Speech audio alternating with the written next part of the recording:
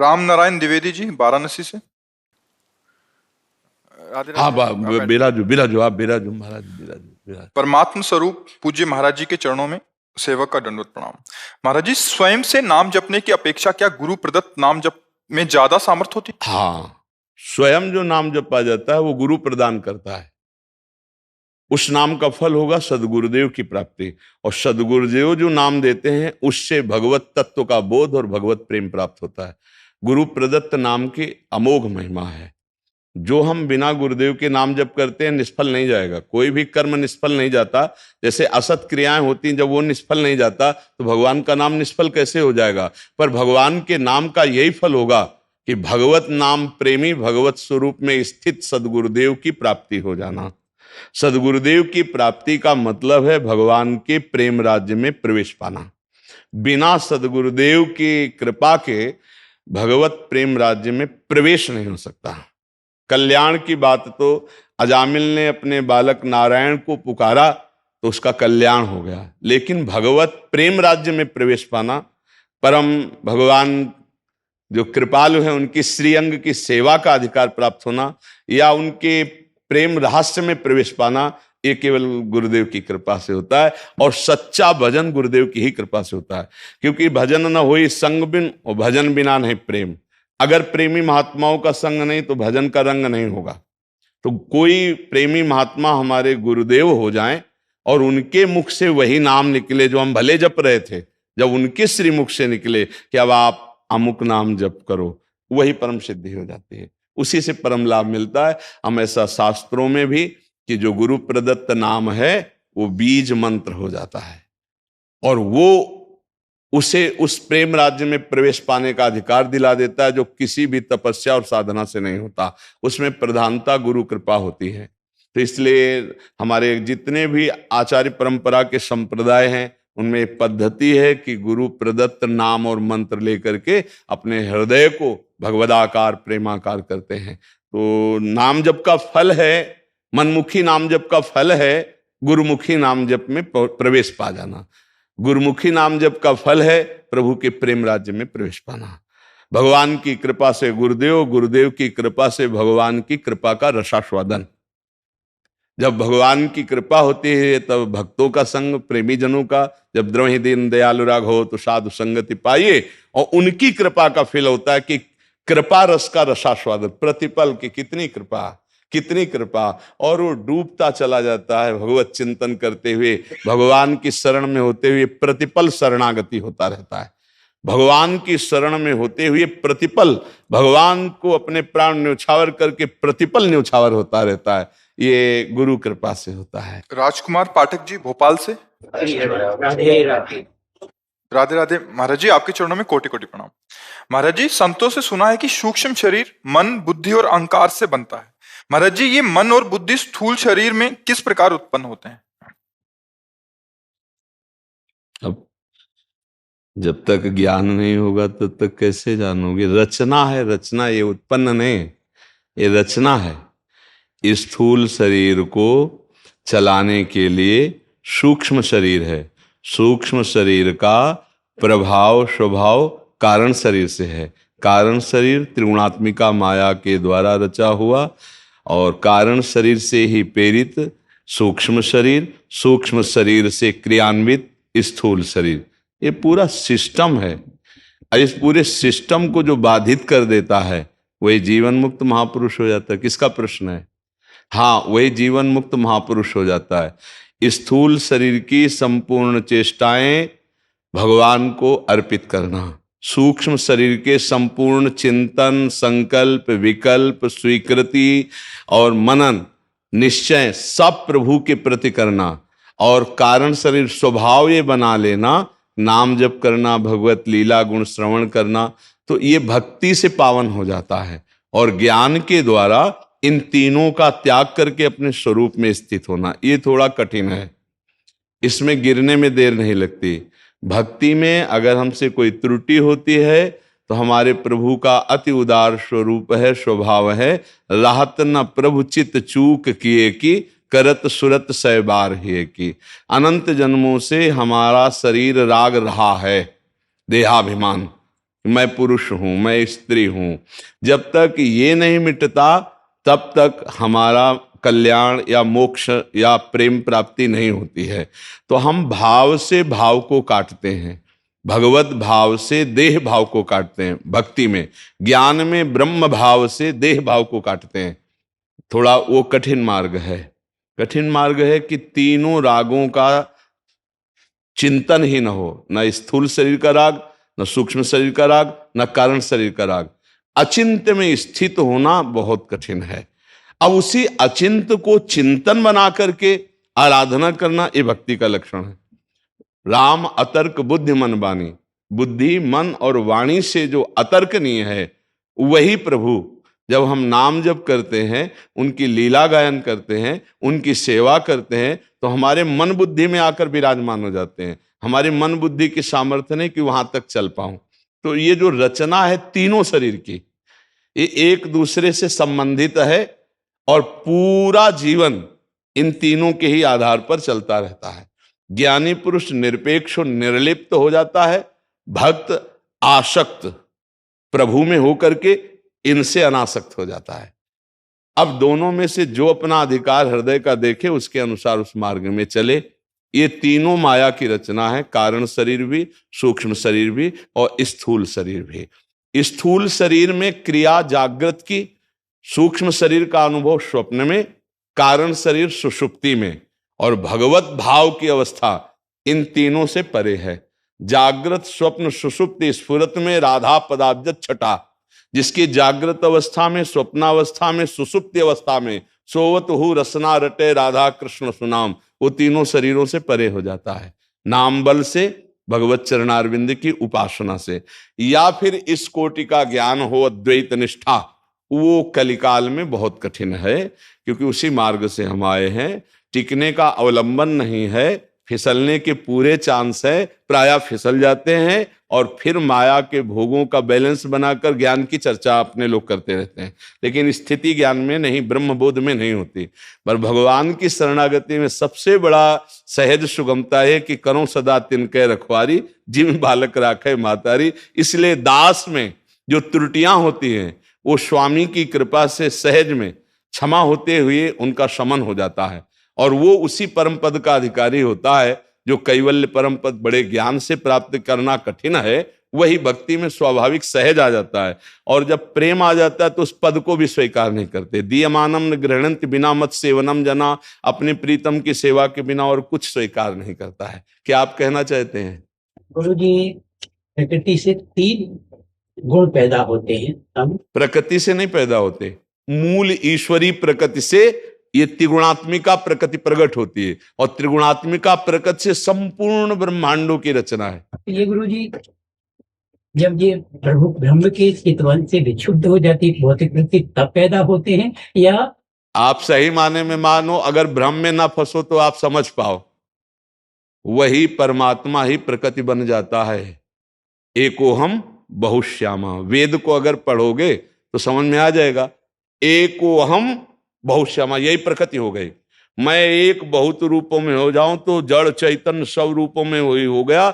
जब गोस्वामी जी ने अपनी ज्ञान दृष्टि से देखा तो उनका प्रीतम ही नजर आया। जड़ चेतन जग जीव जत सकल राममय, कहीं कोई और तो नहीं नजर आया। और जब गीता का ज्ञान परिपक्व होता है तो बहुनाम जन्मनावंते ज्ञानवान माम प्रपद्यते वासुदेवा सरमिति समात्मा सुदुर्लभा। जब हम उसे भेद करके वर्णन करते हैं तो वही परमात्मा मूल प्रकृति ईश्वरी के रूप में, और उसी मूल प्रकृति से त्रिगुणात्मिका प्रकृति, उसी त्रिगुणात्मिका प्रकृति से महातत्व, महातत्व से अहंकार, अहंकार से त्रिगुण अहंकार, और त्रिगुण अहंकार से तीनों स्वभाव वाली ये सृष्टि रचना हो जाती है।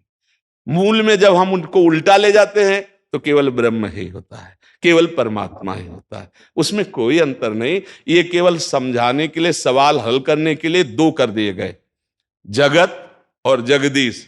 जब सवाल हल होगा तो जगदीश ही जगदीश है, जगत नाम की कोई वस्तु नहीं। सी राम मैं सब जग जानी, वो नहीं कह रहे मानी, भाई आप मान रहे हो, बोले मानी नहीं, हम देख रहे हैं, जानी। सी राम में सब जग, प्रभु प्रकृति कोई और नहीं है, परमात्म तत्व ही प्रकृति रूप है।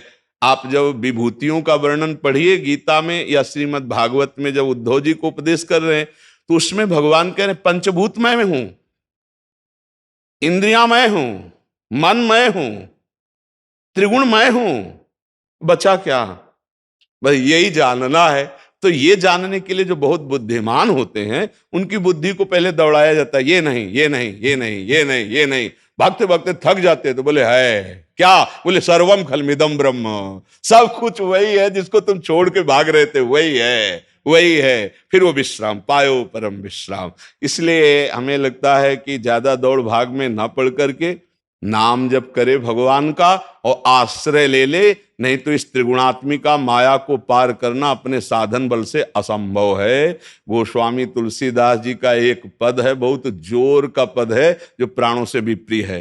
राम राम राम जी जो लो तू न जपी है, तो लो तू कहूं जाए, तिहूं ताप तपी है। सुरसरी तीर बिन नीर दुख पाई है, सुर तरु तरे तो ही दारिद सता। गजब का मतलब सार बात गजब। आगे की पूरा पद का छूटिबे के जतन विशेष बांधे जाएगो, हुए है विश्व भोजन जो सुधा सा लिखायो। जागत बागत सपने उन सुख सोई है।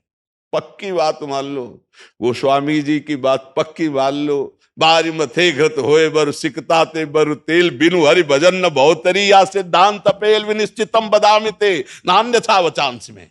मेरी बात अन्यथा न लीजा करें, विनिश्चितम बदामिते। यदि हरि भजोगे तो पार हो जाओगे, चाहे जितना ज्ञान बघारो माया में। जो ज्ञान इन कर चित अपहरई, बरियाई विमोह बस करई।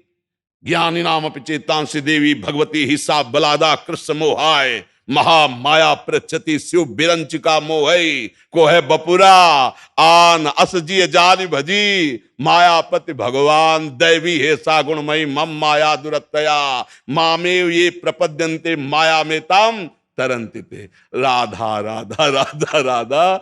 जब तक नाम जप नहीं करोगे तब तक ना बुद्धि शुद्ध होगी और ना भगवान के तत्व को जान पाओगे, ना प्रेम कर पाओगे। मेरी प्रार्थना है, क्योंकि आप कुछ पढ़ लिख करके ज्ञान की बात करेंगे, गुरु कृपा से ज्ञान मार्ग में ही चले थे और उनकी कृपा से ही वो दौड़ लगा करके, ये तो कहो कम दौड़ लगानी पड़ी और प्रेम सरोवर में फिसल गए। अल्लाह, ये तो पूरा जीवन दौड़ते हो जाता। बड़ी कृपा हुई कि ये सब शांत करके एक बात आ गई, पायो परम विश्राम। राम समान प्रभु नाही। जो सब में रमा है, जो राधा माधव का बीज है, अरे राधा माधव, विश्राम मिल गया। हाँ, बस यही अब आखिरी समय रह गया प्रभु। अब दौड़ने की अवस्था नहीं रह गई। अब हर श्वास खाली ना जाए, बस नाम जप करो, सब ठीक हो जाएगा। सब रूपों में वही है। हाँ, यही खास शब्द निकला, शरणागति। इसी से भगवान का स्वभाव है, जो आवा सभीत शरणाई, तो रखियो ताहि प्राण की नाई। बस ये बात अगर जिसकी समझ में आ गई, वो भव समुद्र पार हो गया। जो नर होए चराचर द्रोही, आवे सभय शरण तक मोही। तज छल कपट मोह मद माना, करूं सद्य ते साधु समाना। भगवान का स्वभाव देख लीजिए कि मैं उसका छल कपट सब छुड़वाऊंगा, मैं उसे साधु बनाऊंगा। ये नहीं कह रहे कि छोड़ के आ जाओ। किसी अस्पताल में कह दे कि तुम बीमारी अपनी छोड़कर फिर आओ, तो अस्पताल में भर्ती होने का मतलब क्या रहा? वो तो डॉक्टर ही बीमारी दूर करता है। कैसे भी हो भगवान की शरण में, कोटि विप्र बदला गए जाहू, आए शरण तजो नेता। तो हमें लगता है कि सब ज्ञान के बाद यही समझ में आया है कि उस परम तत्व का, जो हमारी आत्मा है, जो हमारा प्रीतम है, जो सर्वोपरि है, उसका आश्रय लेकर नाम जप करे और उसकी आज्ञा के अनुसार चले। इससे बढ़कर शास्त्र का सार और कुछ नहीं।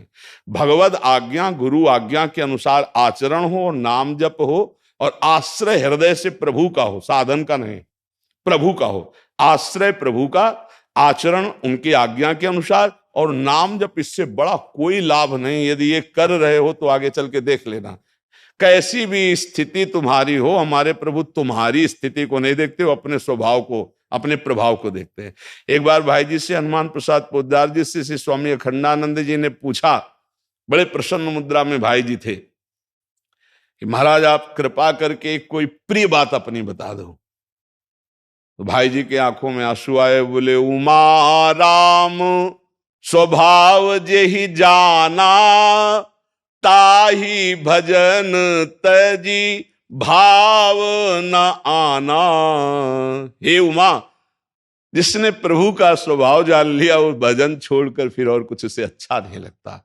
ऐसा करुणामय स्वभाव, ऐसा कृपा सिंधु, ऐसे शरणागत का निर्वाह करने वाले, चाहे घोर पतित हो, परम पद प्रदान कर देना। हमें लगता है ये बहुत बढ़िया मार्ग है जिसमें हमें गिरने के कोई चांस नहीं। साधन ज्ञान का तैर के जाना, साधन शरणागति का नाव में बैठ के जाना। तो सुदृढ़ नौका चतुर खेवैया, डूबने का कोई प्रश्न ही नहीं हुआ। आज तक जो इस नाव में बैठा डूबा नहीं।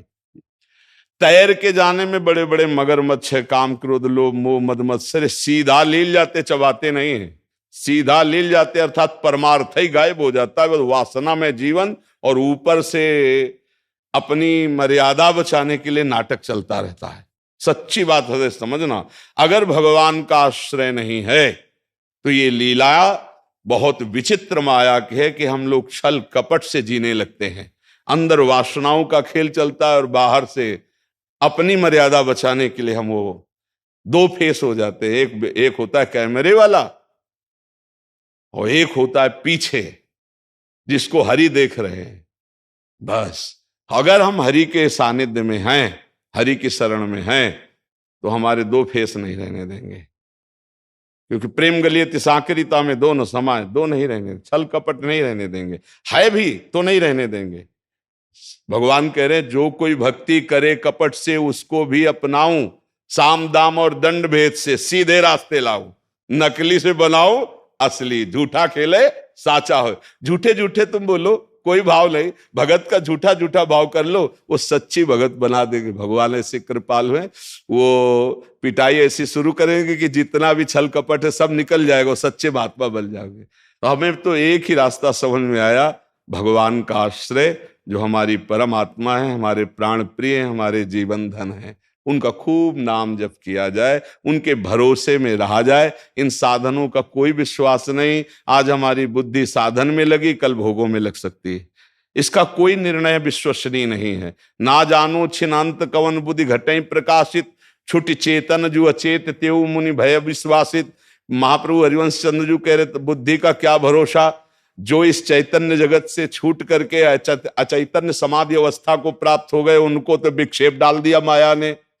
पारासर सुर इंद्र कलप कामिनी मन फंद्या, परिवदेह दुख द्वंद कौन क्रम काल निकंद्या। तो यही डर पे हरिवंश हित जिनो भ्रमय गुण सलिल पर, जी नामन मंगल लोक सु हरिपद भज न विलंब कर। हरि का आश्रय और उनका नाम है, कोई बाल बाका नहीं कर सकता।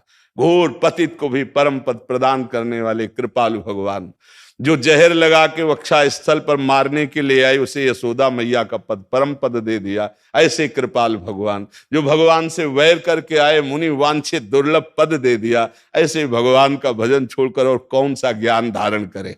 वही देखो, अगर वो ब्रह्म बोध की स्थिति भी है तो समुद्र की तरंग समुद्र में लीन हो गई तो वही ब्रह्म बोध है। ऐसी करोड़ों तरंगें उत्पन्न होती रहती है समुद्र से, लेकिन एक तरंग की ताकत नहीं कि समुद्र प्रकट कर दे। ऐसे ही करोड़ों ब्रह्माकार वृत्ति करके लीन हो गए हमारे भगवान में, करोड़ों। पर आप ये समझ लो कि समुद्र में लीन तरंग हुई है, वो समुद्र है प्रभु। तो चाहे एक ही भाव से उपासना की अहम ब्रह्मास्मि में, तो वो उनमें लीन हो गए। लेकिन भक्त जो है वो उनमें लय नहीं होना चाहता, उनकी सेवा में रहना चाहता है कि हम राम जी बनकर राम जी में समा गए, ऐसा नहीं। हाँ, राम जी के बल करके राम जी में तन्मय है, सेवा परायण है। ये भक्ति भेद से अभेद और अभेद से भेद, ये बड़ा सूक्ष्म विषय। ज्ञानी का बस भेद से अभेद तक है, लेकिन भक्त भेद से अभेद और अभेद से भेद, वो जो प्रेम का शुद्ध भेद है वो माया जनित नहीं है, मैं और तू नहीं है स्वामी ही स्वामी। पर सेवक सेवा में मगन है, उसको इतनी भी स्मृति नहीं कि मैं सेवक हूं, मैं सेवा कर रहा हूं। उसके मानस पटल पर केवल स्वामी। अगर कोई समझ पा रहा हो इस स्थिति को, प्रेम की अद्वैत स्थिति, प्रेम की ऐसी अद्वैत स्थिति कि तन मन के बिछुरे नहीं, और चाह बढ़े दिन रैन, और कबहु संजोग न मानहि, देखें भरी भरी नयन। ये प्रेम की परम स्थिति है कि अपने आराध्य देव के निरंतर समीप रहते हुए भी अतृप्ति है, संयोग होते हुए भी ऐसा लगता है कभी नहीं देखा। भरत जी एक बार लखन लाल जी से कह रहे थे कि आज तक मैंने कभी रघुनाथ जी को भरनेत्र नहीं देख पाया, राम जी की रूप माधुरी का भरनेत्र पान नहीं कर पाया। तो क्या देखा नहीं? क्या नहीं, कबहु संजोग न मानहि, पर देखे भरी भरी नयन। ऐसा रूप है, ऐसी प्यास है दोनों तरफ, उनका रूप बढ़ रहा है, इनकी प्यास बढ़ रही, कैसे तृप्ति हो? ये प्रेमियों का। अब मैं प्रभु को देख रहा हूं, इसका विस्मरण, केवल प्रभु ही प्रभु, फिर भी चाह बढ़े दिन रैन। बड़ा अद्भुत प्रेम का स्वरूप है। ऐसे प्रभु के चरणारविंद का आश्रय छोड़कर अब कौन सा मार्ग ग्रहण करे, कौन सा साधन स्वीकार करे? इसलिए भगवान नाम जप करो, भगवद आश्रित रहो, यही सबसे बड़ा मार्ग है। अष्टयाम सेवा सरकार आजकल अत्यंत दुर्लभ होता चला जा रहा है। प्रियालाल को सुख पहुंचाने के लिए अष्टयाम सेवा ही है। अब अपने यहाँ से गुरु कृपा से अष्टयाम ही होती है। आठों पैर सेवा प्रगट में आठों पैर होती है, और गायन भी पदों का उसी सेवा के अनुकूल होता है। जिस समय जो सेवा होती है, जैसे उत्थापन मंगला का लेकर के और शयन तक, तो शयन तक क्रम बना हुआ है कि आप इसके पद गाएंगे, आप इसके पद गाएंगे, आप तो अपने जितने भी साधक साधिका हैं आठों पैर श्री जी की अष्टयाम सेवा में। अब जैसे इस समय श्री जी का स्नान हो तो इधर पद गाए जा रहे हैं, श्री जी की वाणी के पद गाए जा रहे हैं। वैसे अष्टयाम सेवा बड़े सौभाग्य से प्राप्त होते हैं, और इतनी दौड़ भाग हो रही संसार में कि अष्टयाम सेवा की कहाँ फुर्सत किसी को है। अच्छा, अपने लोगों को श्री जी ने यह सौभाग्य दिया कि वृंदावन से बाहर जाते नहीं, और किसी के यहाँ नहीं जाते, कहीं नहीं जाते, किसी भी निमंत्रण, किसी भी संगोष्ठी में कहीं नहीं जाते, पूरा परिकर कहीं नहीं जाता। 350-400 सब साधक साधिकाएं हैं, बिल्कुल कहीं नहीं जाना, कहीं भी नहीं जाना। उससे क्या हुआ कि हमारी एक जो दिनचर्या है उस पर पूरा मतलब चित्त लग गया। कहीं जाना नहीं, वृंदावन के बाहर नहीं जाना, किसी निमंत्रण में नहीं, किसी संगोष्ठी में, तो अष्टयाम सेवा चल पा रहे हैं। अगर अभी ये हो कि अमुक संगोष्ठी में जाना है तो फिर गड़बड़ हो जाए, तो एक बार अपने को उलटना पड़ता है, व्यवहार से उलटकर केवल प्रिया प्रीतम के लिए हमारा जीवन है। तो हम ये देखते हैं कि जैसे शुरू से सिद्धांत रहा है, तो हमें सब संतों का प्यार मिल रहा है, सब संप्रदाय के सब संत भगवान आके प्यार दे रहे। क्यों? जहां पर कृपा राम की हुई ता पर कृपा करे सो, जहां मोहंत का सुन रघुराया, जा पर नाथ करो तुम दाया, ताई सदा शुभ कुशल निरंतर सुर नर मुनि प्रसन्न ताऊ पर। वो लाभ मिल गया कि असमर्थ होकर प्रभु के चरणों का आश्रय हो गया, तो सब संतों का आशीर्वाद मिल रहा है। नहीं, आजकल व्यवहार में फिर प्रवृत्ति हो जाती है, आज वहाँ संगोष्ठी में जाना है, आज वहाँ संगोष्ठी में जाना है, किसी महापुरुष की कोई उत्सव वृत्तियां हो रही, वहाँ जाना अच्छा होता है, लेकिन अपने लोग बिके हुए हैं। स्वामिनी जी की अब आठों पैर दुलार करें कि हम व्यवहार देखें, इसीलिए व्यवहार को कट करके और दुलार को आगे रख दिया गया। तो अष्टयाम सेवा चल रही। तो अष्टयाम सेवा दुर्लभ इसलिए हो रही कि साधन मार्ग में आने पर, भगवत मार्ग में आने पर व्यवहार की जब प्रधानता हो जाती है तो अष्टयाम सेवा बाधित हो जाती है। हम व्यवहार शून्य जीवन रखें तो अष्टयाम सेवा, और लाडली लाल का जो अष्टयाम सेवा है, ये वर्तमान में जो हम कर रहे हैं, ये हमें निकुंज में करना है। मतलब वर्तमान में हम जो कर रहे हैं वो साक्षात कर रहे हैं, हमारे प्रिया प्रीतम का साक्षात दुलार हो रहा है। ये नहीं कि इसका फल निकुंज है, नहीं, जो हम यहाँ कर रहे हैं वो शरीर छूटने की बात कर रहे हैं। जो हम इस पुरुष शरीर में दिखाई दे रहे हैं, इस शरीर में हम अपने भाव देश में रहकर अपने लाडली लाल की वर्तमान में सेवा कर रहे हैं। ऐसे ही सियाजू की सेवा का है। जब दूल्हा दुल्हन की सेवा में हम मगन हैं तो फिर हमको और किसी व्यवहार की जरूरत नहीं है। पक्का समझो, सत और असत दोनों व्यवहारों से जो विलग हो जाए वही अनुराग को प्राप्त होता है। न लाज तीन लोकन की, न वेद को कहो करे, न शंख भूत प्रेत की, न देव जच्छते डरे, सुने न कान और की, दृश्य न और इच्छना, केवल अपने आराध्य देव, केवल अपने आराध्य देव। व्यवहार के लिए प्रेम में गुंजाइश नहीं रहती है। तो अब जैसे प्रगट में अष्टयाम सेवा का जो अनुकरण किया जा रहा है, ये केवल अनुरागी जन ही इसका स्वाद ले सकते हैं, जो अनुरागी जन है। और अनुराग आना बहुत कठिन विषय है, भगवत अनुराग आना बहुत कठिन विषय है। अनुराग की प्रथम भूमिका हृदय में ये है कि हमारी सियाजू और दूल्हे राजा के सिवा कोई नहीं।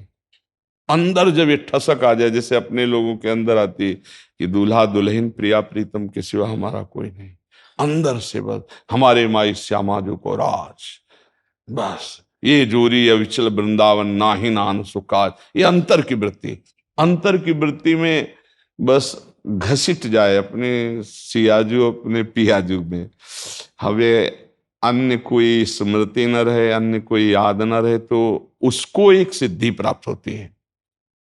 वो अपने इष्ट के मन की रुचि को जानकर आठों पहर उनको दिलार करता है। एक होता है अपनी रुचि के अनुसार इष्ट की सेवा करना, और एक होता है मन मन की रुचि जान नेह विधि अनुसार, अपने प्रिया प्रीतम के मन की बात को जानकर उनकी सेवा में रत रहना। ये सहचरियों का सौभाग्य होता है, ये स्थिति सहचरियों को प्राप्त होती है जो मन मन की रुचि जाने, नवल नागरी नवल नागर किशोर की मन की बात जान करके और उनके सुख संपादन में मगन रहना। ये सिद्धि केवल सहचरी भावापन्न महापुरुषों को प्राप्त होती है।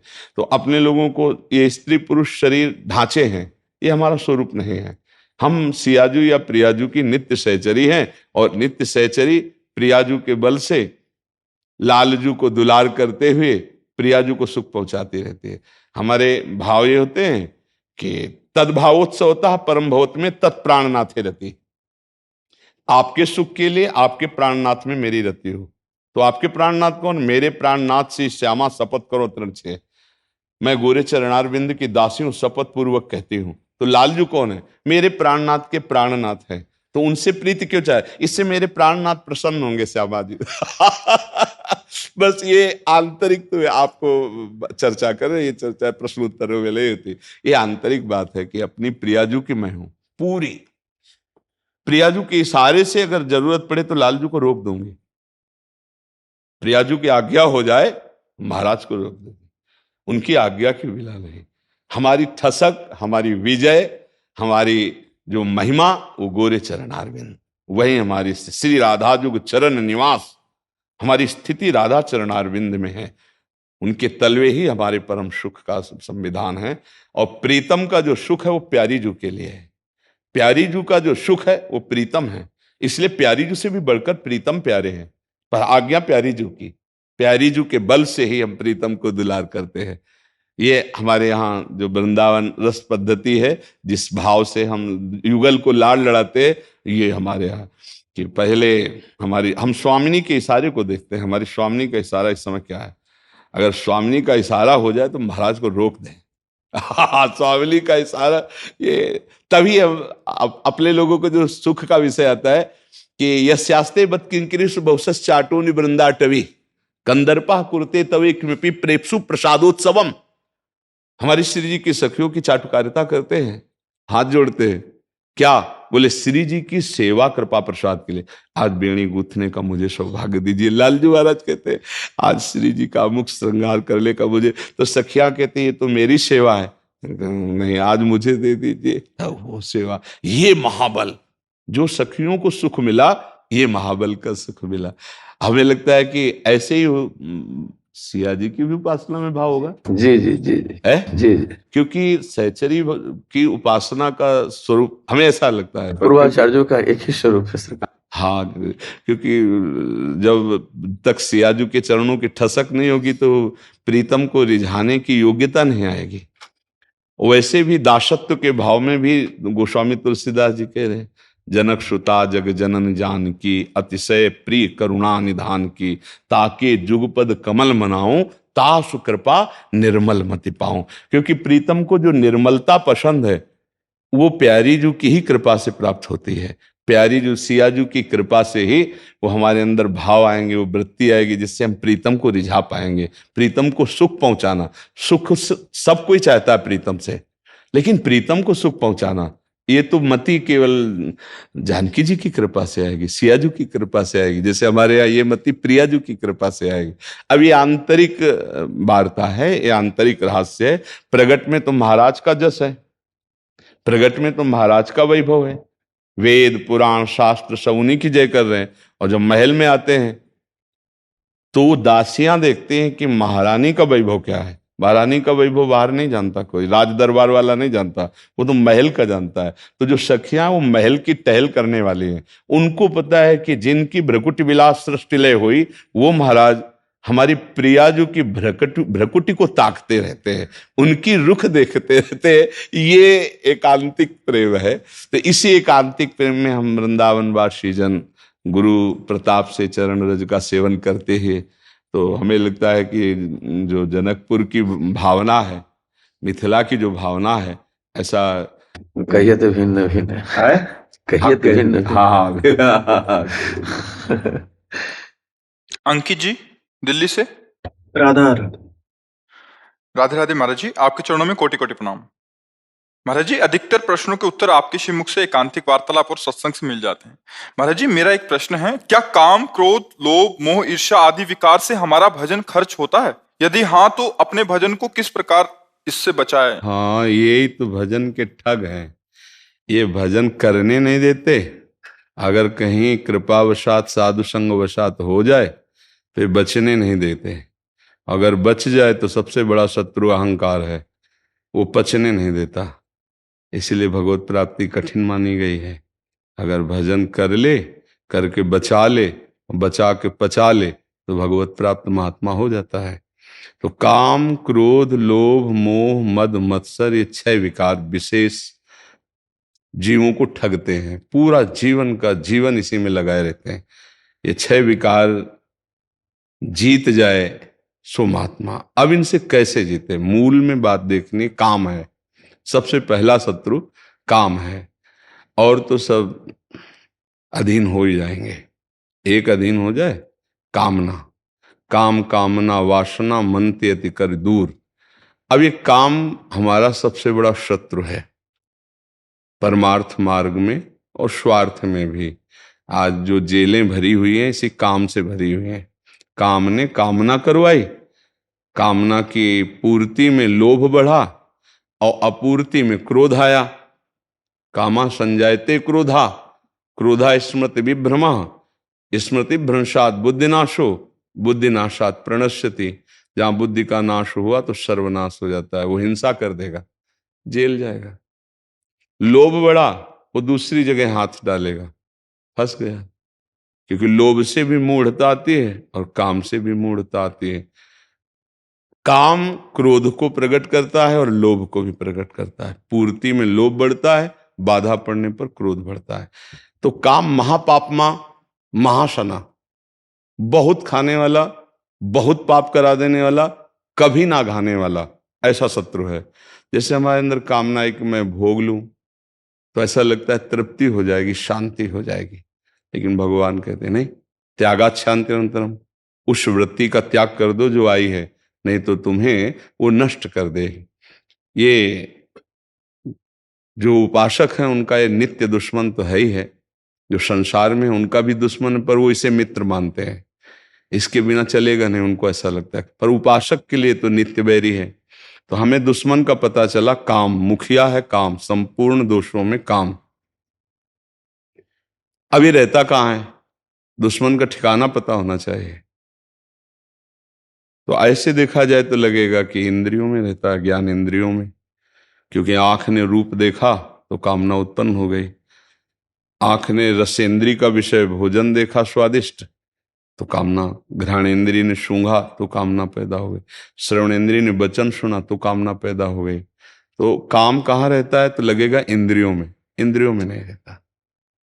फिर अंदर घुसे तो 5 ज्ञानेंद्रियों को लेकर मन विषयों में विचरण करता है। मुखिया मन है, मन के बिना कोई भी इंद्रिय अनुभव नहीं कर सकती। जैसे हमारा मन कहीं और हो, आप बातचीत कर रहे हो तो हमें सुनाई देते हुए भी नहीं सुनाई देगा। जैसे कह देते हैं अपने लोग, ये दोबारा बोलो जरा, हमने सुना नहीं, पास ही थे क्यों नहीं, वो थोड़ा मन कहीं और था, ऐसे बोल देते हैं। इसीलिए बाण बनाने वाले को दत्तात्रेय जी ने 24 गुरुओं में एक गुरु माना, कि बाण की नोक बना रहा था, इतनी एकाग्रता से मन लगा हुआ था कि श्रवणेंद्रिय होने पर भी राजा की सवारी निकल गई और उसे सुनाई नहीं दिया। नगाड़े की चोप, जय जयकार, घोड़ों की टॉप, ये सब नहीं सुनाई दिया।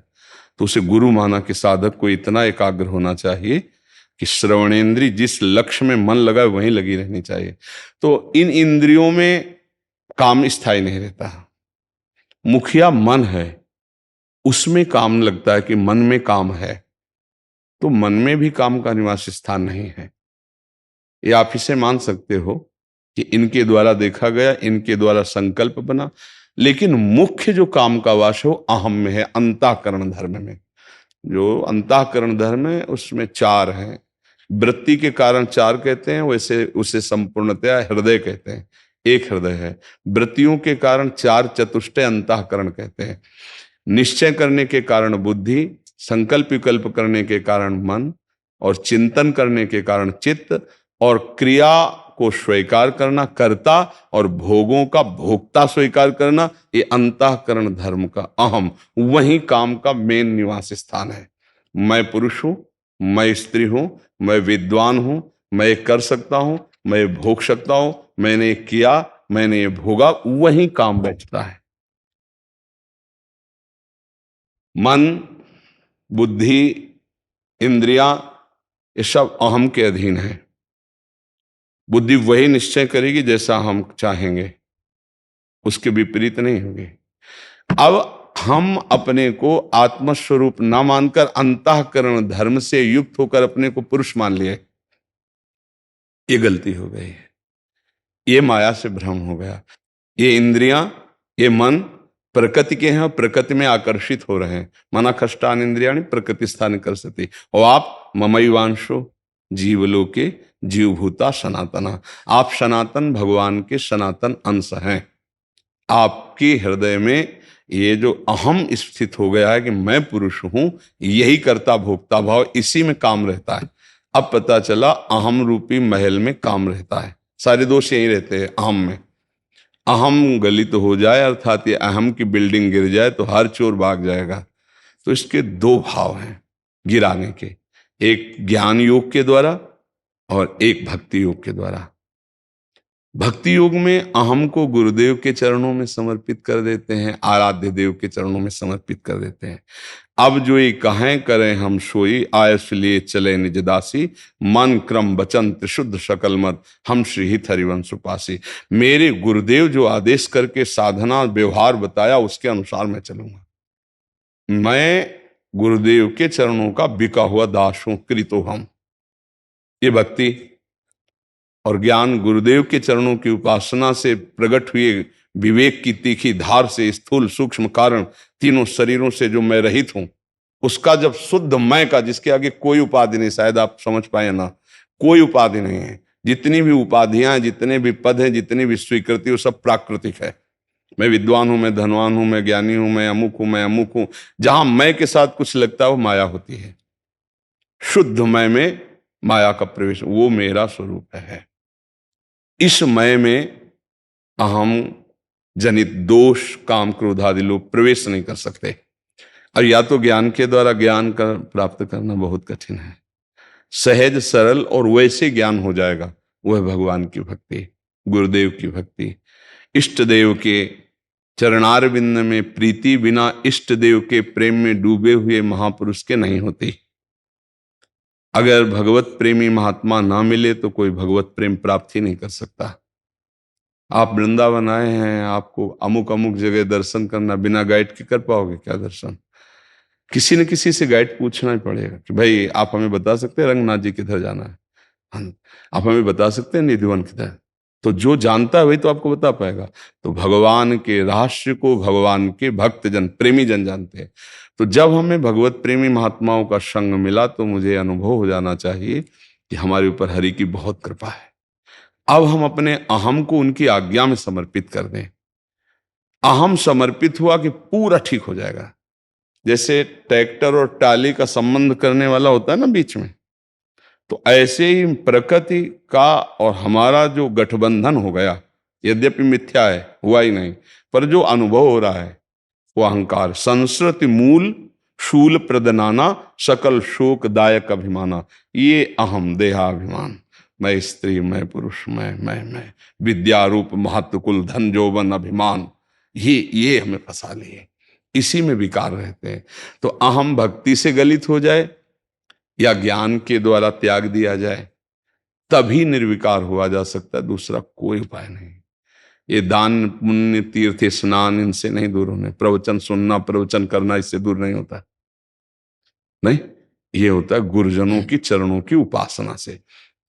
जड़ भरत जी ने जब रहुगण को उपदेश किया तो उन्होंने कहा किस साधन से ब्रह्मबोध प्राप्त होगा, शुद्ध ज्ञान या भगवत प्रेम। तो उनका रहुगणित तत्तपसा न याति न चेज्या न निरूपणाद गृहाद्वा न छंदसा नैव जलाग्नि सूर्यो बिना महत्पाद रजो विषेकम, बिना महापुरुषों की चरण रज से अभिषिक्त हुए अर्थात उनकी आज्ञा में रहे, कोई इस ब्रह्मबोध को नहीं प्राप्त कर सकता, न भगवत प्रेम को प्राप्त कर सकता है। जहां अहम गलित हुआ, दैन्यता आई भक्ति मार्ग, तहां सारे विकार खत्म हो जाते हैं। शुष्क और कठोर हृदय में काम का अधिकार होता है, द्रवित निर्मल हृदय में भक्ति का अधिकार, प्रेम का अधिकार होता है। वहां भगवान प्रकाशित हो जाते हैं। काम क्रोध मदमान न मोहा, लोभ न क्षोभ राग नहीं द्रोहा, जिनके कपट दंभ नहीं माया, तिनके हृदय बशहु रघुराया। जिनके हृदय से काम क्रोध मद लोभ मद ये सब राग द्वेष मात्सर्य सब नष्ट हो गए भगवान के भजन के प्रताप से, गुरु की शरणागति के पर उनके हृदय में भगवान प्रकाशित हो जाते हैं। एक बार भगवदानंद स्फुरित हुआ, अब जीवन में कभी इनका प्रवेश नहीं होगा। ऊसर बरसे तृण नहीं जामा, संत हृदय जिम उपज न कामा, कोई कामना उसके हृदय में नहीं रह जाती। बात समझ पा रहे हो आप? इस शुद्ध अध्यात्म की चर्चा। महर्षि, स्वामी जी से भी एक ऐसा ही प्रश्न हुआ था, उसके उत्तर में थोड़ा सा हमें लग रहा है कि एक बार आपसे समझना जरूरी है। महर्षि जी, स्वामी जी से किसी साधक ने प्रश्न किया, काम वृत्ति का नाश कैसे हो? स्वामी जी बोल रहे हैं, शरीर के साथ अपना संबंध मानने से ही काम वृत्ति पैदा होती। समझ रहे? देहाभिमान किसे कहते हैं? देहाभिमान शरीर के साथ संबंध मानने से। हमारा स्वरूप सत्ता मात्र है, सत्ता मात्र की तरफ वृत्ति रहने से काम वृत्ति का नाश हो जाता है। हाँ, सत्ता का समझ रहे हो, जिसमें कोई उपाधि नहीं, जो मैं है वो शुद्ध ब्रह्म है, और मैं अमुक हूं ये प्रकृतिजन्य संबंध है। तो अपने स्वरूप, ये ज्ञान मार्ग से उत्तर हो रहा है, ये अपने स्वरूप का बोध जिसे कि मैं शरीर नहीं हूं, जितनी भोग वासनाएं हैं ये सब इंद्रियों के अंदर है, मन के अंदर है, और मैं इनका साक्षी हूं, मैं इनका दृष्टा हूं, मैं कोई स्त्री या पुरुष नहीं हूं, मैं आकर्षित होकर इन इंद्रियों के विलास में फंसने वाला नहीं, वो इंद्रियों को अपने शासन में ले, क्योंकि बिना अनुमति के कुछ नहीं हो सकता। अनुमति जब दस्तखत हो जाते तभी सब काम होता है। जब ये स्वीकृति हो गई हाँ मैं भोगूंगा, अब सारा प्रोसेस मन कर देगा, सारी व्यवस्था वो बना देगा। और आपने हट कर लिया नहीं, बुद्धि के निश्चय में डाल दिया नहीं, अब वो परास्त नहीं कर पाएगा। पर ये नहीं कब आएगा? जब अपने को हम देहाभिमान युक्त नहीं देखेंगे। पुरुष हूं अगर ये है तो आकर्षण है, भोग भोगना पड़ेगा, ये बात समझो। सत्ता मात्र जो अपने को देखता है, सत्ता मात्र की तरफ वृत्ति रहने से काम वृत्ति का नाश हो जाता है, कारण कि सत्ता में विकार नहीं है और विकार में सत्ता नहीं है। हाँ, स्वरूप में किसी भी तरह का अभाव नहीं, वो सच्चिदानंद सुखमय है। पर ये ज्ञान मार्ग है, ये ज्ञान मार्ग है। अब इसको सरल भक्ति, सत्ता है श्री भगवान, है ना, उन्हीं के द्वारा सृष्टि का सृजन पालन और लय होता है। श्री भगवान ही हमारे गुरुदेव के रूप में है। गुरु ब्रह्मा गुरु विष्णु गुरुदेव महेश्वरा, गुरु साक्षात परब्रह्म तस्मै श्री गुरुवेन। अब अपने को गुरु के अधीन कर देते हैं, उनकी आज्ञा में चलते हैं, हम अपने आप समर्पित हो जाएगा। हमारी सत्ता भक्ति, हमारी सत्ता श्री भगवान है। अपना विस्मरण, श्री भगवान का स्मरण, ये भक्ति, और सब कुछ विस्मरण, केवल स्वरूप का स्मरण, ये ज्ञान। अपने आप से अपने आप को पाना, ये बड़ा कठिन, ज्ञान का साधन बहुत कठिन साधन है और उसमें गिरने में देर नहीं लगता, कोई पकड़ने वाला नहीं है। और भक्ति के साधन बहुत सरल हैं, पर इसमें भगवान का विशेष कृपा प्रसाद रहता है। करो सदा तिनके रखवारी, जिम बालक राखे महतारी। भगवान ऐसे रख, इसलिए मुझे सहज सरल भाव से अपना अहम गुरुदेव की आज्ञा में समर्पित कर दें। गुरुदेव की आज्ञा, शास्त्र सम्मत आज्ञा, संत आज्ञा, वो आपको निर्विकार कर देगी। निरंतर नाम जप करते हुए, सदाचरण करते हुए भगवान को समर्पित हो जाएं। सदाचरण, ये तो सर्वाणि कर्माणि, समस्त कर्म भगवान के चरणों में समर्पित हुए, नाम जब चल रहा है, गुरु आज्ञा से कोई पाप अपराध नहीं बन रहा, थोड़े दिन के बाद आप देखोगे हृदय निर्मल शांत, कोई चाह नहीं रह गई। ब्रह्मभूता प्रसन्नात्मा न शोचते न कांक्षते, ऐसी भक्त की स्थिति होती। जाहि न चाही कबहु कछु, तुम सन सहज सने, बसो निरंतर तासुर सुराउर निजगे। जिसके हृदय में कोई चाह नहीं है वही महान भागवत है। जिसके हृदय में कोई सोच, कोई कामना नहीं है, वही परम ज्ञानी है। और ये तभी होता है जब अंतःकरण का अहंकार प्रभु में लय हो जाए, या ज्ञान के द्वारा उसको अपने से अलग दिखे, अपना सत्ता स्वरूप और स्थूल सूक्ष्म कारण तीनों को बाधित कर दे। वो बहुत कठिन है, बातें बनाना नहीं, वो बहुत कठिन है। जी, उसमें आगे और भी थोड़ा जी, बताइए। विचार करने से अथवा भगवान से प्रार्थना करने से भी काम से बचा जा सकता है। हाँ, ये विचार करना बहुत पवित्र बुद्धि की बात है। जब हमारा ड्राइवर है नशे में है तो क्या विचार करेगा कि हमको कौन सा सही मार्ग है, कौन सा गलत मार्ग है। शरीर एक रथ है, इंद्रियां इसके घोड़े हैं, मन इसकी लगाम है, बुद्धि इसका सारथी है और जीवात्मा इसका रथी है। अब जीवात्मा, अब वो लगाम जो पकड़े हुए सारथी बुद्धि है, वो नशे में हो गई है, बुद्धि भ्रष्ट हो गई है। काम क्रोध लोभ मोह मद मत्सर का ऐसा नशा चढ़ गया कि वो भूल गई है कि हमारा मार्ग है भगवत मार्ग, हमारा मार्ग है जितेंद्रियता, मनोनिग्रह, निरंतर भगवत चिंतन का। अब वो इसमें फंस गई, इतना धन मिल जाए, ये भोग भोग लूं, अमुक अमुक पद मिल जाए, ऐसा हो, मैं सुखी हो जाऊंगा। बस इस गलती से वो बुद्धि सलाह देती चली जा रही, नश्वर नाशवान संसार के भोगों की चाह में भटकना, पूरा जीवन भटकता। अब कैसे उसे, तो विचार कैसे हो सकते हैं? विचार तो पवित्र बुद्धि में होते हैं। अब वो पवित्र बुद्धि कहाँ आती है? वो तो सत्संग से आती है। बिनु सत्संग विवेक न हुई, विवेक से ही विचार होता है। राम कृपा बिन सुलभ न सोई। तो यदि हम सत्संग, फिर वहीं घूम के आगे, सत्संग सुने, गुरुजनों के चरणों का आश्रय रखे, तो हमारे विचार पावन हो सकते हैं, विवेक जागृत। और प्रार्थना, जब अपने किसी विचार की सामर्थ्य न रह जाए, किसी साधन की सामर्थ्य न रह जाए, कोई बात समझ में ना, उस समय हाथ उठा के भगवान से एकांत में, नाथ बचा लो, मेरे अंदर गलत वेग आ रहा है, प्रभु शांत कर दो। वो बड़े करुणा में है, वो आपको बचा लेंगे। यदि आर्त भाव से पुकारा तो, बिना भाव के अगर आप, तो उस भगवान नहीं सुनते हैं। भाव पूरित टेर ही करती मुझे लाचार। अब भाव कहां से आएगा? भजन से आएगा। जितना भजन करोगे, नाम जप करोगे, उतने पवित्र भाव आएंगे। जितना बढ़िया भाव आएगा, उतने ही आप निर्विकार होकर परमानंद में डूबेंगे। भाव ये बाजार में नहीं मिलता है। पहले हमारे अंदर अनर्थ जो भरे हैं, पाप प्रवृत्तियां, दुर्वासनाएं, ये नष्ट हो तब भाव आएगा। अभी तो काम भाव है, क्रोध भाव है, लोभ भाव है, मोह भाव, भगवत भाव कहाँ है? इसलिए नाम जप करें, भगवान के आश्रित रहें अंदर हृदय से, गुरुदेव संत महात्माओं के वचनों के अनुसार चलें, पक्का सब ठीक हो जाएगा, चिंता ना करो। अगर ठीक ना होता तो फिर आज तक कोई भगवत प्राप्ति ही नहीं कर पाता। लाखों ने भगवत प्राप्ति की है, लाखों भगवत प्राप्त हैं, लाखों आगे होते रहेंगे। ये भगवान की सृष्टि। पर ऐसा तो नहीं कि भगवत प्राप्त होने के बाद मुकुट लग जाता हो कि भाई ये देखो इनके मुकुट लग गए, भगवत प्राप्त हो गए। नहीं, पहचानना कठिन है। भगवान भक्त को, आज की चर्चा में था सत्संग में कि भक्त को या तो सिर्फ भगवान जानते हैं, और या उसी कोटि का कोई भक्त हो तो देख के जान लेगा स्थिति क्या है, अन्यथा नहीं जाना जा सकता।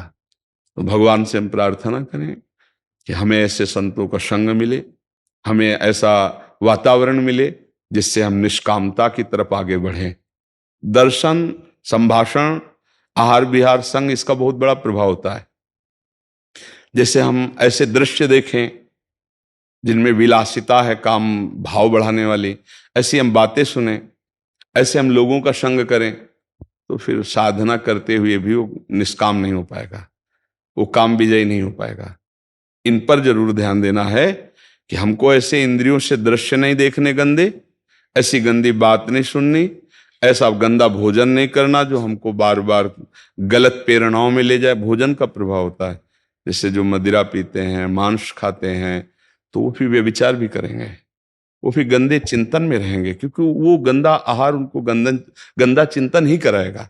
आहार आपका सही है, संग आपका सही है, साधन में चल रहे, धीरे धीरे सहत सहत बाढ़े भगति, एक दिन ऐसी भक्ति की प्रेमाग्नि जगेगी, ये सब भस्म हो जाएंगे। काम, क्रोध, लोभ, मोह, मद, मत्सर सब नष्ट। अगर ना होता तो कोई भगवत प्राप्त ना होता। गृहस्थी और विरक्ति में लाखों भगवत प्राप्त हो चुके हैं। तो हमको निराश नहीं होना, हम भगवान के अंश हैं, हमें कोई परास्त नहीं कर सकता। जब तक हमसे भूल हुई तब तक हुई, अब लो नशानी, अब ना नशे हो, अब ठीक से चलूंगा। समझ पा रहे हैं आप जी? डॉक्टर शैलेश खड़कवाल जी, सिंगापुर से। राधे राधे महाराज। राधा वल्लभ श्री हरिवंश महाराज जी, आपके चरणों में कोटि कोटि प्रणाम। महाराज जी, मन में एक जिज्ञासा रहती है कि जब भगवान कर्मों के हिसाब से सभी मनुष्यों की गति देते हैं और मृत्यु लोक के बाद परिजनों के पीछे छूटे परिवारजनों से कोई संबंध नहीं रह जाता, तो फिर हमको पितृदोष या पितृ आत्माओं द्वारा उत्पन्न होने वाली बाधाओं के बारे में क्यों सजग कराया जाता है? महाराज जी, इस शंका का ये केवल जीवित उचित की समाधान बात कर रहे हो ना? जी जीवित की बात कर रहे हो। ये हमारी भावना की शुद्धि के लिए है। अब हम जैसे हमारे पिता पधार गए और उनकी हम संपत्ति का उपभोग करते, उन्होंने हमारा पालन पोषण किया, उनका हमसे संबंध नहीं, लेकिन हम तो जीवित होकर उनका संबंध मान रहे ना। अब हम जब उनको सुकृत दान करेंगे, भजन का, दान पुण्य का, पिंड का, तो जिस योनि में होंगे उनको प्राप्त होगा, वो उनकी उन्नति होगी। अगर वो किसी कर्म के दंड विभाग में हैं, नरक आदि में, आप यहां भजन कर, उनका उत्थान हो जाएगा, उनका मंगल हो जाए। वो आपका संबंध नहीं मान रहे, लेकिन आपका संबंध है, आप जीवित हैं।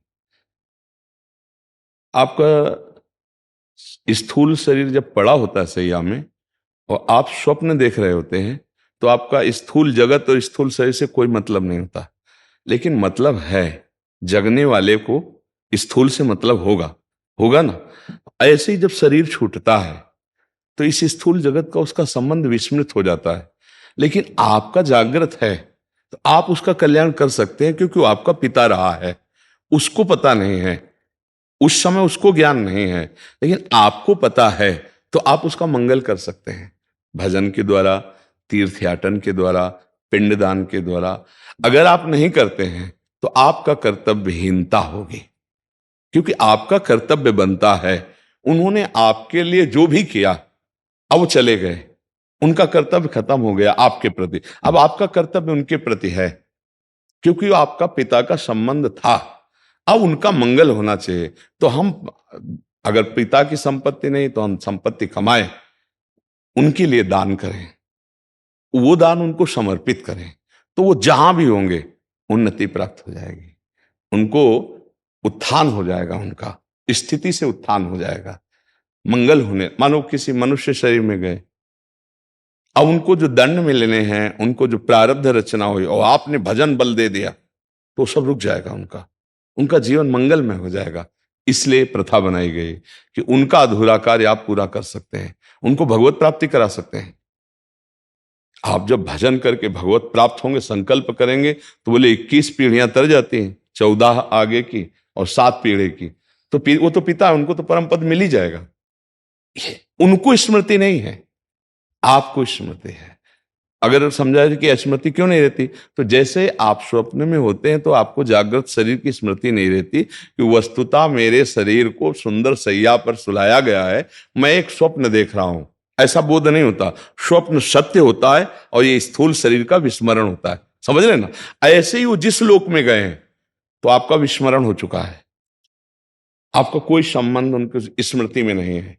वो जहां है, जैसे अभी आप आए हैं तो आप कहीं से आए हैं ना, पूर्व में कहीं ना कुछ थे, आपको कोई स्मरण नहीं है। लेकिन यदि पूर्व में आपका कोई संबंधी ऐसा है जो भजन तप और आपको, तो आपका ज्ञान विज्ञान प्रकाशित होने लगेगा। अचानक आपकी स्थिति बदलने लगेगी, शरीर की, स्वभाव की और वैभव की, क्योंकि आपका संबंधी कोई संकल्प कर रहा है। इसीलिए जब कोई भगवान का भक्त पैदा होता है तो जो पितर अन्य लोकों में होते हैं उनका परम मंगल होना निश्चित हो जाता है। तो वो कुल धन्य माना जाता है कि वो धन्य हो गया। सो कुल धन्य उमा सुन जगत पूज्य सुपनीत, क्योंकि सतरत सतरत सा लोकांतर्यत। अब उस कुल में पैदा हुआ, वो चाहे नरक में पितर हो चाहे स्वर्ग में हो, दोनों बंधन युक्त हैं। एक सुखास्पद है, एक दुखास्पद है, लेकिन दोनों से पतन होता है, दोनों गिरते हैं। नरक भोग कराते हैं, स्वर्ग भोग कराते हैं, लेकिन भजन बल वो उनको परमार्थ की स्थिति, परम पद प्रदान कर सकता है। अब पुत्र अपने पिता माता की क्या, पीछे की पीढ़ियों को, पितामह आदि को भी परम पद प्रदान कर सकता है। तो ये बात है, उनको हमारा संबंध खत्म हो चुका, हमारा कर्तव्य उनके संबंध का निर्वाह करना है। जैसे बहुत लोग हैं, पिता के लिए गया श्राद्ध आदि करते हैं, यज्ञ कराते हैं, भोज कराते हैं, पिता के निमित्त वो उसको सुकृत प्राप्त होता है। जाकर के पिता के निमित्त से भागवत कराते हैं, जप करवाते हैं, कीर्तन ये सब उसको प्राप्त होता है। तो वो जीवात्मा जो पिता बन के आया था उसको पता नहीं है, पर आपके इस दान पुण्य के बल से उसके जो दंड विधान थे वो क्षमा हो जाएंगे और आगे बढ़ जाएगा। इसलिए कहा जाता है कि जहां पुत्र हुआ, परिवार में संतान हुई, चाहे वो बच्ची हो चाहे बच्चा हो, तो को पिता प्रसन्न होता है कि अब हमारी दुर्गति नहीं होगी। ये भजन साधन, अगर हमसे चूक हो गई तो ये भजन साधन के द्वारा मंगल कर देगा। लेकिन यदि ऐसा ना हुआ तो फिर पुत्र का होना ना होना बराबर है। इसलिए माना जाता है ना, संतान हो गई, हमारी आत्मा है, ये हमारे लिए कुछ करेगा। अगर हम चले भी गए तो हमारा कल्याण ये करेगा, क्योंकि हमारा वंशज है, उसके संबंध से उसको प्राप्त हो जाता है। महाराज जी, दो और प्रश्न आते हैं दिमाग में इसमें महाराज जी। एक तो इसमें फिर पुत्र हो या पुत्री हो, उसमें कोई भेद नहीं होना चाहिए? नहीं होना चाहिए, नहीं है, इसमें भी नहीं है। क्योंकि जैसे पुत्र स्वयं कर रहा है तो वो पुत्री पति के साथ कर रहे हैं, तीर्थयाटन जो भी कर रहे वो उसके अंश है, उससे उसका कल्याण होगा। उसमें ऐसा कोई खास बात नहीं कि पुत्र ही हो तब ऐसा होगा, हाँ ऐसा नहीं है। पूरी सामर्थ्य पुत्री में भी है।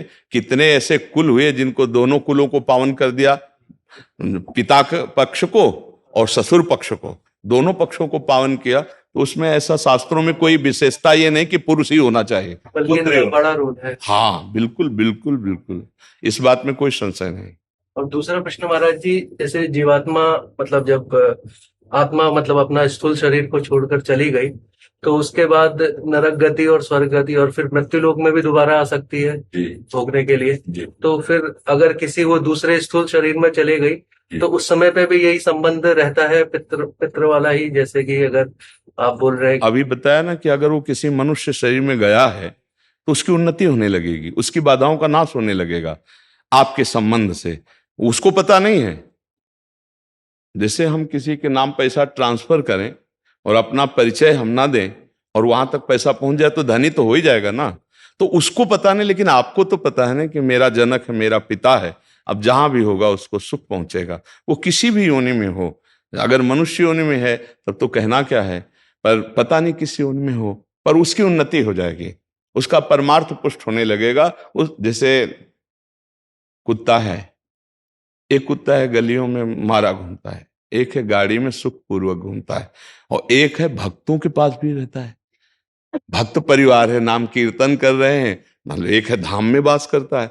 कितने तो अब इसके सौभाग्य का जनसाधारण कुत्ता थोड़ी करेगा, जो धाम में राधा नाम कीर्तन हो रहा है, यहीं देहरी पे बैठा हुआ है, संत जन प्रसाद पाए उसको दिए, श्री जी का प्रसाद ही तो मिल रहा है। तो अब ये कुत्ता और वो एक जनरल कुत्ता, बड़ा अंतर हो गया ना। एक कुत्ता जो गली में भोजन नहीं मिलता, एक जो गाड़ी में खिड़की के खुला करके गोद में लेकर, अंतर हो गया। किसी भी योनि में हो जीव, आपका उसका तप है, मतलब वो एक अरबपति आदमी है, अपनी गोद में बैठाले हुए है, वो उसका वो खिड़की खुला है, हवा आ रही, एसी गाड़ी में बैठकर कुत्ता चल रहा है, नहीं चल रहा। देखो ना, जीव है, अलग अलग उसकी स्थिति है। अगर वो पुण्यात्मा रहा तो देखो ये आया, बना किसी कर्म से स्वान, लेकिन ऐसा स्वान बना जो बाबूजी की तरह जाके गद्दे में सोता है, सर्दी में उसको कपड़ा पहनाए जाते। और एक कुत्ता है कि अगर दरवाजे में खड़ा हो जाए तो डंडा मारे बेचारा, कू कू करके, वो ना भोजन मिल रहा है ना मतलब कितनी। एक कुत्ता है कीड़े मतलब कीड़े लगे हुए हैं, कष्ट पा रहा है। एक है खुशबू आ रही उसके शरीर से, बढ़िया नहा धोआ के सब। ये किसी भी योनि में उसका मंगल होगा। हमें लगता है कि सबको करना चाहिए, अपने माता पिता के लिए, अपने पूर्वजों के लिए कुछ माला भजन करके, इससे सबसे बड़ा दान है। रुपया पैसा का तो दान ठीक है करे ही, लेकिन ये जरूर करे कि राधा राधा राधा 5 माला जपा, तो आज की 5 माला हम अपने पिता को देते हैं, इतना बड़ा कल्याण हो जाएगा 5 माला नाम जप करके। और अगर आप रोज 1 माला दें, पिता है तो उनका कल्याण हो जाएगा। ये गुप्त बात है आंतरिक, कि वो आपसे संबंध नहीं रखते लेकिन आप जीवित हैं, आप उनसे संबंध रखते हैं, तो ऐसा करना चाहिए। जी, एक बात कहना चाहता हूँ। शरणानंद जी महाराज यहीं वृंदावन के थे, परम पूजनीय संत जी को, जी मानव सेवा संघ को सशरीर कभी उनसे मिल नहीं पाए, क्योंकि उनका निर्माण 1974 में हो गया। पर उनकी संतवाणी सुनते थे, और आज आपको देख के ऐसा लगता है कि सशरीर उन्हीं की प्रवचन। हाँ, उन्हीं सब महापुरुषों की जूठन का चरण रज का प्रभाव है। वही सब संत भगवान कृपा करते हैं तो वही सब ज्ञान विज्ञान प्रकट हो जाता है। अपने तो मूढ़ हैं, भगवान कृपा करें तो मूर्ख से वेद पढ़वा दें, है नहीं। मूकम करोति वाचालम पंगुम लंघयते गिरिम यत् कृपातम हम वंदे परमान। जो ये परमानंद प्रभु का प्रताप है। कोई पढ़ाई लिखाई ज्ञान विज्ञान इसमें काम नहीं करता, इसमें भागवतिक कनेक्शन काम करता है। जैसे स्रोत से जुड़ गया ना, खींचते रहो तो बढ़ता रहेगा। लेकिन अगर जमा किया गया पानी है टैंक में तो एक लिमिट है, ये स्रोत है, ये कनेक्शन स्रोत का है। बोलते रहो, आप बोलते रहो, निकलता रहेगा। और अगर पढ़ा लिखा है तो एक सीमित है, ये असीम ज्ञान से संबंध है। बोलते रहो, प्रश्न करते रहो, बोलते रहो, उत्तर दिन भर चलता रहेगा, उसका विश्राम नहीं होगा, क्योंकि वो स्रोत से जुड़ा हुआ है। तो संतों में अनंत का संबंध होता है। संत जो होते हैं, जो भगवान के निज जन होते हैं, उनका अनंत संबंध होता है। एक विद्वता का संबंध होता है, एक अनंत संबंध होता है। विद्वता में पूछो तो 0, और अनंत संबंध से पूछो तो आप जो पूछते रहो उसका उत्तर मिलता रहेगा। तो ये जो बड़े बड़े महापुरुष हैं, इनके अंदर अनंत संबंध, जो अनंत भगवान है, वो अनंत ज्ञान के समुद्र हैं, वैराग्य के समुद्र हैं, प्रेम के समुद्र हैं। तो वही ज्ञान, वही वैराग्य, जितने अंश में जीव शरणागत होता है उतने अंश में वो प्रकाशित होता चला जाता है। हाँ, हमें बहुत अच्छा लगा आपसे बात करके, क्योंकि नई अवस्था के जैसे हमारे जन भाई लोग अगर ऐसे अध्यात्म का ज्ञान करें तो वो जो आज हमारे समाज में विकृति फैल रही है, जो हमारे भारत देश में नहीं होनी चाहिए, वो ऐसे ही दूर हो सकती है। आप जैसे विज्ञजन अगर हमारे समाज में ऐसे तैयार होते जाएं और एक दूसरे ज्ञानवर्धक चर्चा करके असत भोजन, असत संभाषण, असत क्रियाओं पर संयमन होने लगे तो अभी आनंद आ जाए। ये अपना देश जो है ना, ये धर्म से चलने वाला देश है। इसमें धर्म की प्रधानता होती है, अन्यत्र होती भोग की प्रधानता। धर्म गौड़, अपने यहां भोग गौड़ है, धर्म प्रधान है। अब क्या हो रहा, भोग प्रधान हो रहा है, तभी लोग अशांत और विक्षिप्त चित्त देखे जाते हैं। केवल धन, भोग वासना, केवल व्यसन, केवल नाना प्रकार के खाद्य पदार्थों का स्वाद लेकर शरीर पुष्ट करना, फिर उनका पुनः भोगना। तो जीवन का जो उद्देश्य वो ढक गया। जीवन का उद्देश्य हमारा प्रकाशित रहे, ये जीने के लिए है, लेकिन जीते किसके लिए है? अपने उद्देश्य की पूर्ति। आज उद्देश्य धन बन गया, उद्देश्य व्यभिचार बन गया, उद्देश्य रसेंद्री जनेंद्री के सुख बन गए। ये गलत है।